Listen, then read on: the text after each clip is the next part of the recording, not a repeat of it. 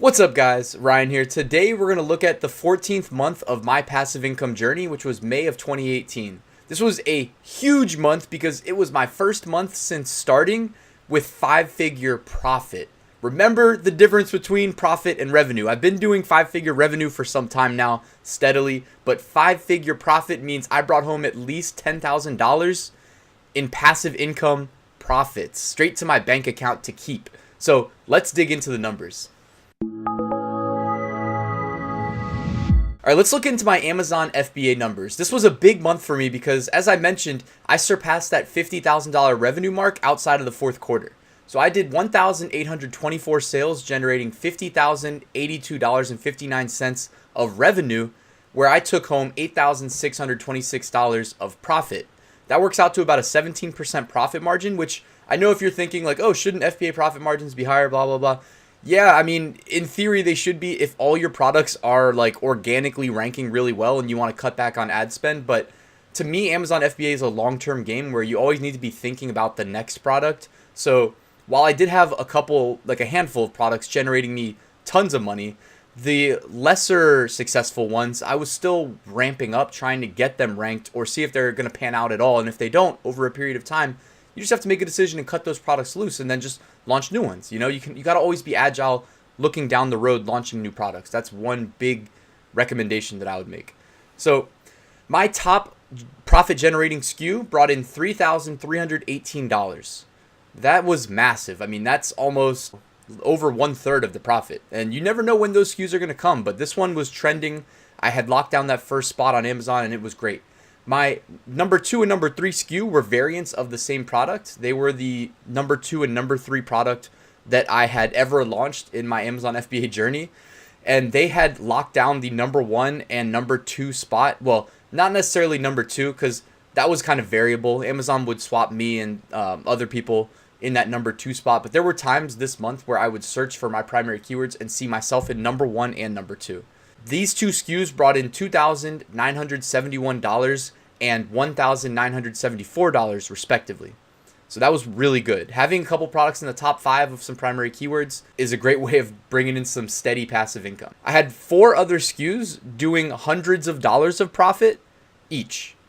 And then I had a couple SKUs still selling at a loss. So those SKUs that I was selling at a loss, though, I was coming to the realization that they needed to be cut loose instead of reordering because sometimes you just have to let your dreams die. In that case, the reason I phrased it that way is because the big brand that I had launched with 7 new SKUs right at Christmas of 2017 was based on my big website that I had started years ago. If you look at the ryanhogue.com income reports, I no longer talk about my Google AdSense revenue, but I do log it on my website income reports, and the AdSense revenue is really being driven from that website. So what I try to do is tie a big brand of products on Amazon to the website, and then they'd cross promote each other. But I had to kind of let that die because they just weren't profitable. It just wasn't working. If it's not working on Amazon, it's unlikely that the website's miraculously gonna somehow save the profit margins. And again, it was really had a lot to do with the return rate.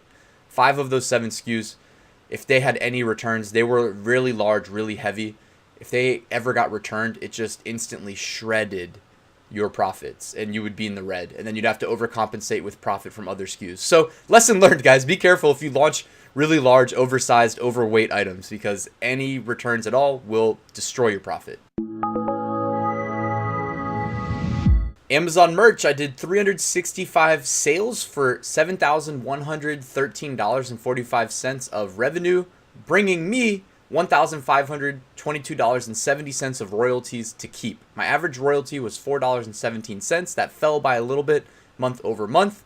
And, the real story here was just that if we scroll down to my top couple selling shirts, they were all evergreen. No one shirt was crazy, doing over 1 sale a day, nothing like that. They were all evergreen shirts. My number 1 niche was based on a landmark in the United States, and it wasn't trending at all. It was literally just a nice, solid design that a friend actually gave me, so I didn't even have to design it. They just were good at graphic design. They said, hey, I have a couple decent designs if you want to see if they sell on t-shirts. I was like, sure, throw me it.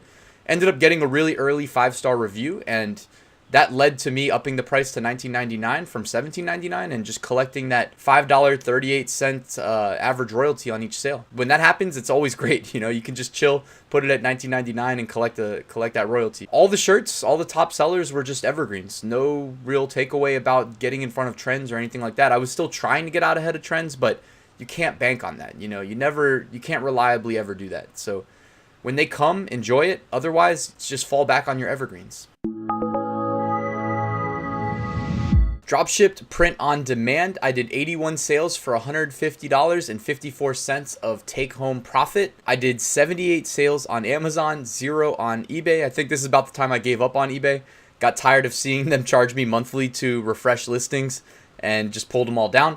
And 3 on Etsy. The only takeaway, again, this is a recurring trend until I finally figure out how to make this work, is that I should be making a lot more money on Etsy and I should be uploading to more platforms. All right, guys, so wrapping up, in May of 2018, we did $8,626.03 of Amazon FBA profit, $1,522.70 of Amazon merch profits, $150.54 of dropshipped print on demand profit, $243.45 Google AdSense revenue, totaling $10,542.72 of profit for the month of May. So this is a steady, reliable, 6-figure annual income as long as you're able to maintain it.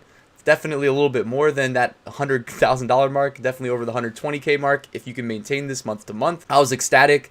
And I was just hoping to keep this trend going, to maintain at the very least. You know what I mean? If I can't grow it, at least maintain it. Because it's nice to be able to say you make 5-figure passive income every month. In addition to the fact that, for those of you that didn't watch my previous income reports or aren't familiar with my journey, I never quit my day job. I know a lot of people say, oh, quit your day job, quit your day job. That's the big message that they're flashing. Yeah, that's not my goal. I'm not quitting my day job today. Ultimately, it is my goal, but just because you made 10 grand in a month doesn't mean that you can just go to your boss and quit. You need to be thinking long term. A lot of that money needs to be reinvested to grow the business. Because why settle at 10 grand? Let's get that to 20 grand and then take it to 40. So that was my goal. That still is my goal today. Keep watching these income reports. I'm completely transparent. I keep it real with you. If you like these videos, hit the like button, subscribe, leave me a comment, give me some feedback. I'd love to hear from you. And I'll see you guys at the next video. Wherever she goes, I go, we roll, we go, flying over cities down to Rio, it's Rio, love that I feel, oh nothing lasts forever, but I'm down for the minute, so just chill.